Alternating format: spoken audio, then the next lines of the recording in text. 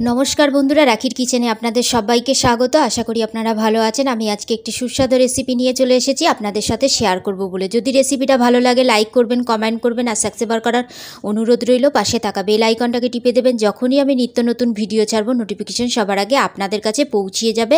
আর আমার পুরো ভিডিওটা দেখার জন্য অনুরোধ রইল, আর আমার চ্যানেলটাকে সবার সাথে শেয়ার করার অনুরোধ রইল। চলুন তাহলে দেখা যাক আজকে বাড়িতে সহজ পদ্ধতিতে কিভাবে স্প্রিং রোল বানানো যায় সেই রেসিপিটাই আপনাদের সাথে শেয়ার করছি। গ্যাসের উপরে কড়াই বসিয়ে দিয়েছি। কড়াইয়ের মধ্যে 3 চামচ সর্ষের তেল দিয়ে দিলাম।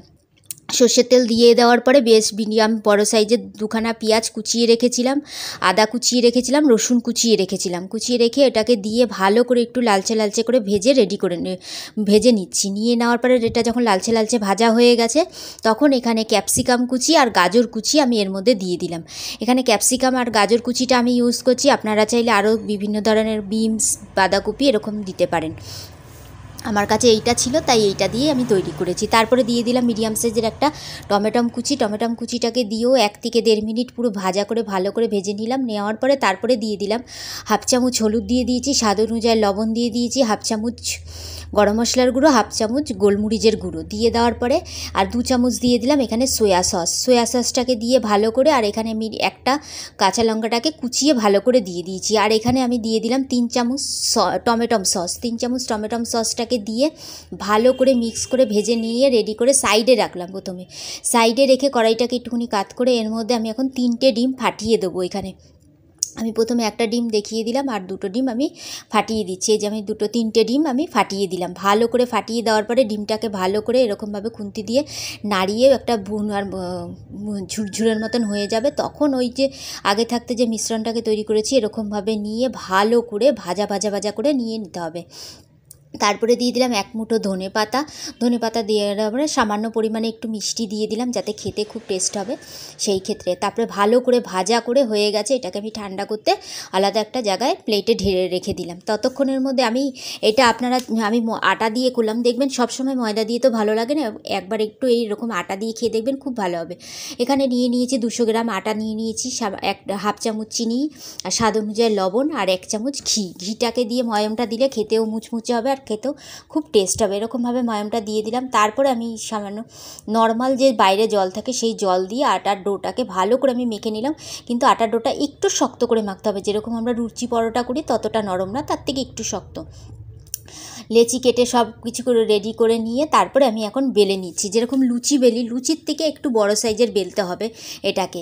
এরকমভাবে দেখুন আমি বেলে নিচ্ছি, একটুখানি লুচির থেকে কিন্তু বড়ই আছে, সেরকমভাবে বেলে নিলাম। বেলে নিয়ে নেওয়ার পরে এবার আলাদা জায়গায় আমি রেখে দিচ্ছি। রেখে দেওয়ার পরে আমার বেলাগুলো সব হয়ে গেছে।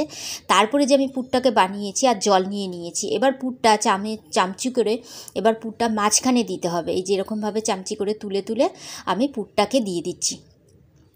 এটা পুরটা এবার দেওয়া হয়ে গেল, সুন্দর করে দিয়ে মাঝখানটাকে দিয়ে দিলাম আর সাইডগুলোতে পুরো জল দিয়ে দিলাম। এই যে জল দিয়ে ভালো করে হাত দিয়ে ভালো করে একটুখানি বেশি করে জল দিতে হবে যাতে একটুখানি জল ভেজা ভাব থাকে।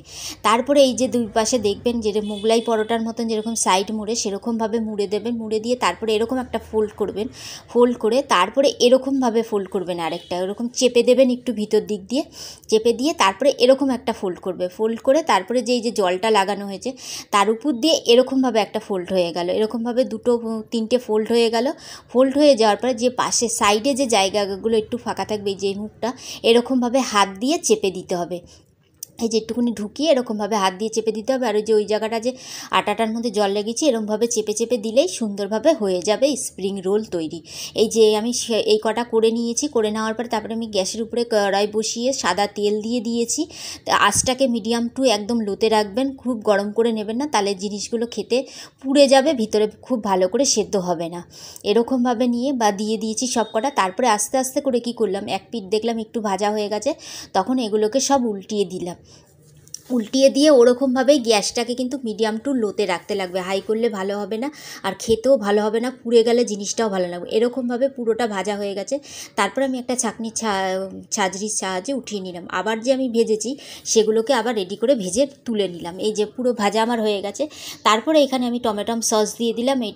এরকমভাবে টমেটো সস দিয়ে বা সকালের জলখাবারের জন্য বা বিকেলের সন্ধ্যার টিফিনের জন্য অতি অবশ্যই বানিয়ে খাবেন। এই রেসিপিটা খুব সুন্দর খেতে হয়েছে, আমরা খেয়েছি ঘরে। ধরে।